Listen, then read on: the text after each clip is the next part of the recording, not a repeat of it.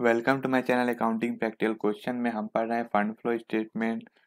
और आज हमारे पास इस चैप्टर का क्वेश्चन नंबर 17। तो ये इस चैप्टर का लास्ट क्वेश्चन। इसके बाद हम कैश फ्लो स्टेटमेंट स्टार्ट करेंगे। ओके, ये फंड फ्लो स्टेटमेंट, इसके बाद हम कैश फ्लो स्टेटमेंट स्टार्ट करेंगे। तो क्वेश्चन को आप अपने नोटबुक पर लिख लीजिए, वीडियो पॉज करके लिखिएगा। और बनाना क्या क्या है, statement of change in working capital, adjusted profit and loss account end fund flow statement. तो आप इसका फॉर्मेट भी बना लीजिए, adjusted profit and loss, fund flow statement. इसके बाद जो भी होगा वो वर्किंग नोट होगा। ओके, इसके बाद जो भी अकाउंट होगा वर्किंग नोट्स में होगा। तो सबसे पहले हम प्रॉफिट एंड लॉस अकाउंट का बैलेंस लिखेंगे adjusted profit and loss account में। यहाँ लिखेंगे बाय बैलेंस बी डी ₹15,000। फिर लिखेंगे टू बैलेंस सी डी, यहाँ लिखेंगे टू बैलेंस सी डी ₹25,000।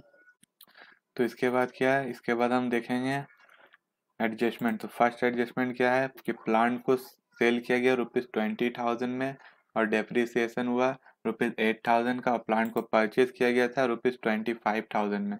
तो देखिए, जब प्लांट को सेल किया गया ₹20,000 में तो कंपनी को प्रॉफिट हुआ ₹3,000 का प्रॉफिट हुआ। तो यह प्रॉफिट कैसे हुआ, एक एग्जाम्पल के थ्रू मैं आपको समझाता हूँ। तो देखिए, हम यहाँ पर लिखेंगे 25,000, ये सिर्फ एक एग्जाम्पल है। ओके, -8,000 जो डेप्रिसिएशन हुआ इज इक्वल टू 17,000। ओके, तो देखिए प्लांट को परचेज किया गया था 25,000 में, और जब डेप्रिसिएशन हुआ ₹8,000 का तो प्लांट का वैल्यू घट गया। जब भी किसी एसेट का डेप्रिसिएशन होता है तो उसका वैल्यू घट जाता है। तो इसी तरह प्लांट का जो 25,000 जो उसका वैल्यू था, तो डेप्रिसिएशन होने पर 8,000 का जो डेप्रिसिएशन हुआ तो नेट अमाउंट कितना हुआ, ₹17,000।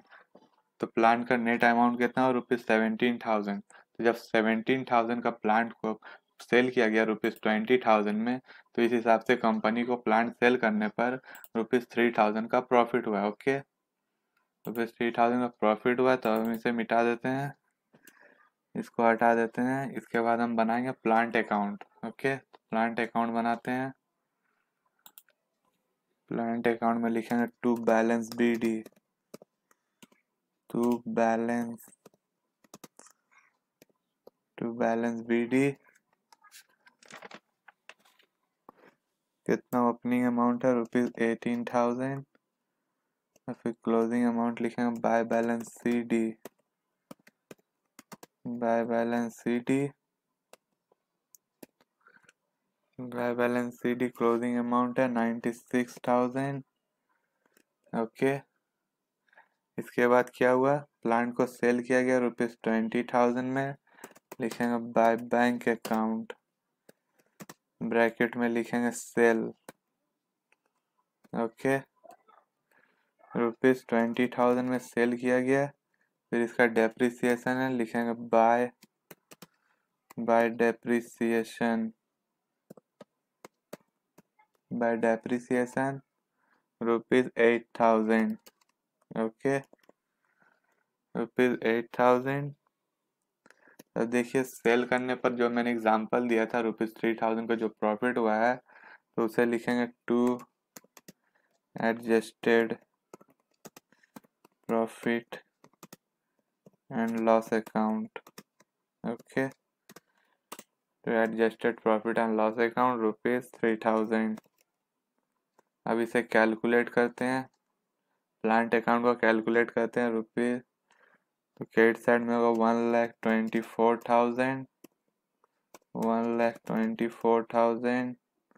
बैलेंस कितना आएगा, बैलेंस आएगा 1,03,000। ओके, 1,03,000 बैलेंस आया है, ये होगा purchase to bank account. Okay, debit side में बैलेंस आया मतलब कि परचेज, ब्रैकेट में लिखेंगे परचेज,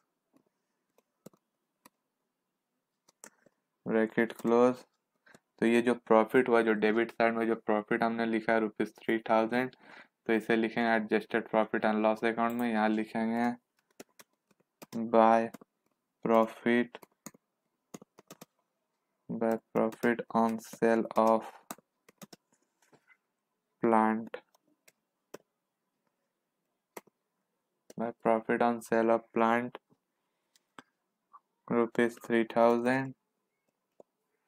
इसके बाद क्या था, परचेज हुआ था, तो इसे लिखेंगे फंड फ्लो स्टेटमेंट में लिखेंगे। यहाँ पर लिखेंगे purchase of plant. Purchase of plant 1,03,000। 1,03,000 का परचेज हुआ। इसके बाद क्या हुआ था, इसके बाद सेल हुआ था ₹20,000। इसके बाद सेल है तो सेल को यहाँ लिखेंगे, सोर्स में लिखेंगे sale of plant. Sale of plant कितना में सेल हुआ था, ₹20,000। इसके बाद क्या है, प्लांट में डेप्रिसिएशन है, तो डेप्रिसिएशन को adjusted profit and loss account में लिखेंगे to depreciation on plant.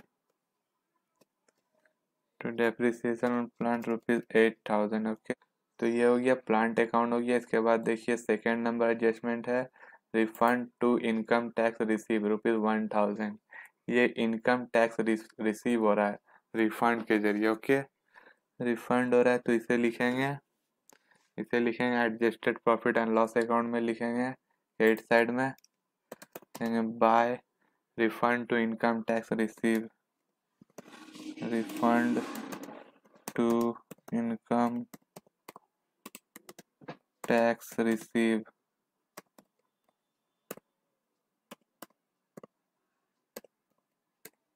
Refund to income tax receive ₹1,000। तो इसे adjusted profit and loss account में लिखेंगे और इसके बाद ये जाएगा फंड फ्लो स्टेटमेंट का सोर्स में जाएगा। ओके, यहाँ लिखेंगे refund to income tax receive, ₹1,000 receive हुआ। इसके बाद क्या है, सेकेंड नंबर एडजस्टमेंट तो हो चुका। इसके बाद बनाएंगे statement of change in working capital. तो इसे बनाते हैं, तो इसका फॉर्मूला आता है current asset minus current liabilities. Heading करेंगे करंट एसेट्स। फर्स्ट क्या है, करंट एसेट में स्टॉक डेटर कैश ये सब आएगा। ओके, तो लिखेंगे स्टॉक का अमाउंट कितना है, ₹40,000 ओपनिंग का, क्लोजिंग का है ₹35,000। इसके बाद है डेटर्स, लिखेंगे डेटर्स है ₹15,000 एंड ₹32,500। फिर इसके बाद कैश है ओपनिंग का 8,000 और क्लोजिंग का है 9,000। अब इसे कैलकुलेट करते हैं, तो ओपनिंग साइड होता है 63,000 और क्लोजिंग साइड होता है 76,500। इसके बाद लेस करेंगे करंट लायबिलिटीज।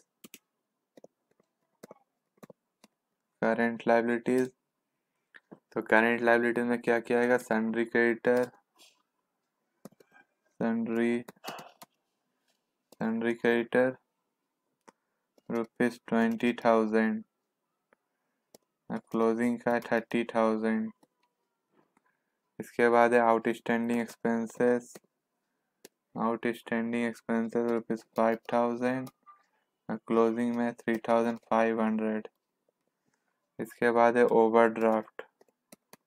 ओवरड्राफ्ट आएगा ₹5,000।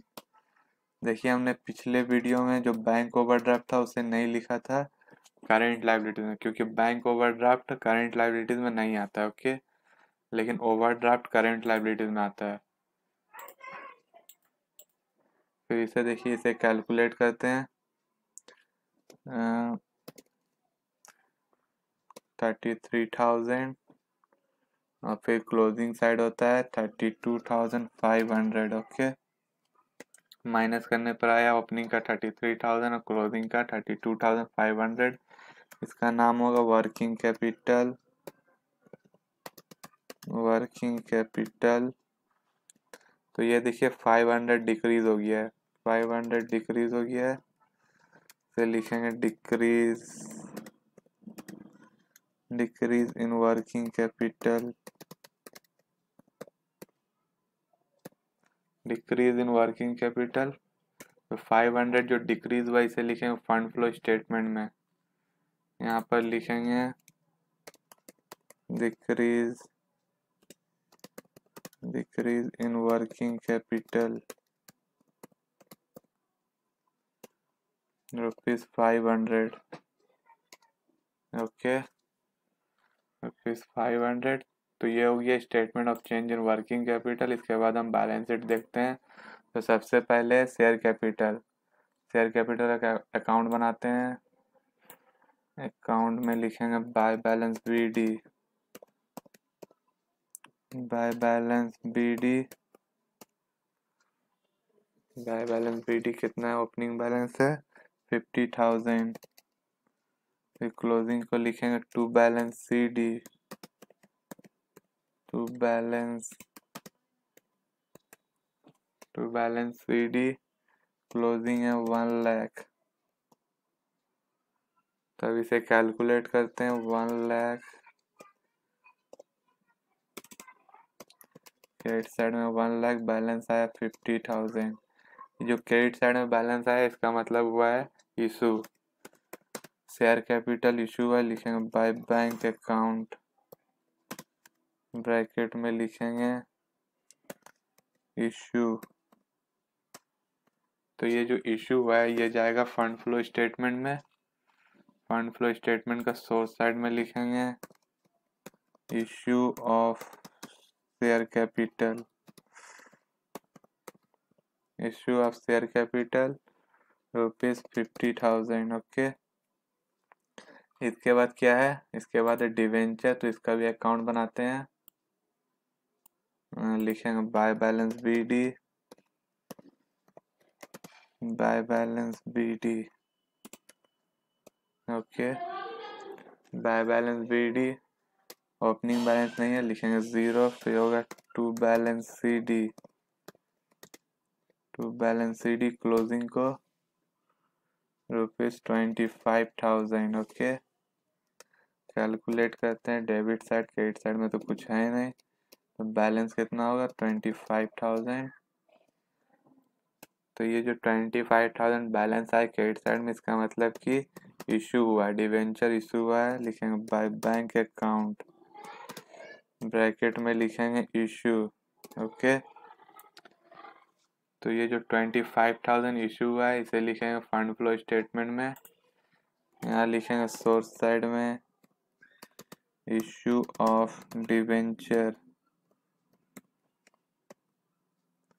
Issue of debenture ₹25,000। ओके, तो ये डिवेंचर तो हो गया।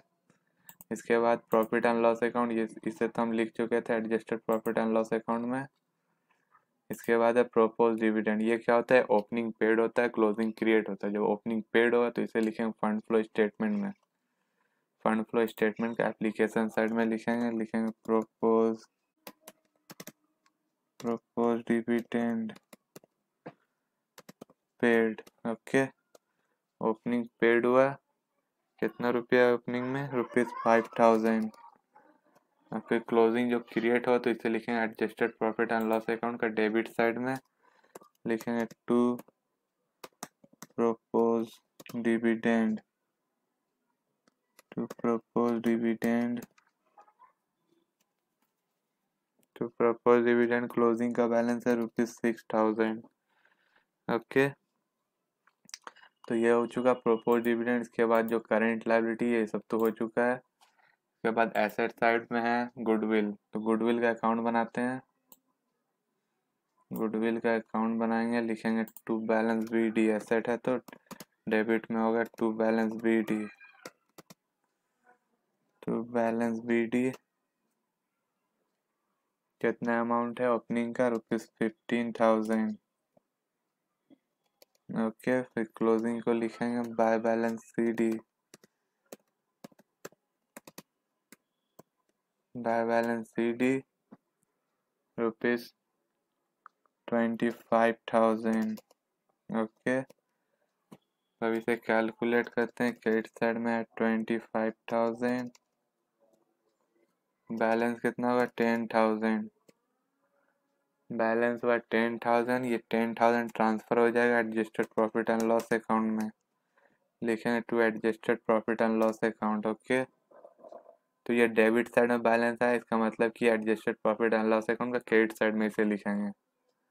इसे यहाँ लिखेंगे क्रेडिट साइड में by goodwill, by goodwill. Okay, amount कितना है ₹10,000। ओके, 10,000 अमाउंट है। तो गुडविल हो चुका, प्लांट ये सब कुछ हो चुका है। इसके बाद आएगा प्रीलिमिनरी एक्सपेंसेस। तो प्रीलिमिनरी एक्सपेंसेस का अकाउंट बनाते हैं, लिखेंगे to balance CD, to balance CD, to balance BD, हाँ टू बैलेंस BD ₹4,000। फिर लिखेंगे by balance CD, by balance CD, by balance CD ₹2,500, ₹2,500। फिर कैलकुलेट करते हैं, डेबिट साइड ज़्यादा होगा 4,000, 4,000, बैलेंस कितना है ₹1,500। जो 1,500 जो बैलेंस है ये ट्रांसफर हो जाएगा adjusted profit and loss account में, लिखेंगे by adjusted profit and loss account. Okay, ₹1,500। फिर इसे लिखेंगे adjusted profit and loss account में, लिखेंगे यहाँ पर लिखेंगे to preliminary expenses, to preliminary expenses ₹1,500, ₹1,500। Okay, तो ये भी कंप्लीट हो चुका है।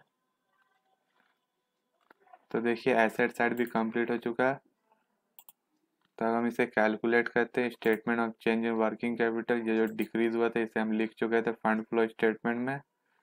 अब तो इसके बाद हम कैलकुलेट करते हैं adjusted profit and loss account को। तो डेबिट साइड में अमाउंट आता है ₹40,500, ₹40,500। क्रेडिट साइड में भी बैलेंस कितना होगा ₹11,500। ओके, 11,500 ये जो बैलेंस आया इसका नाम होगा by fund from operation, by fund from operation. Okay, ₹11,500।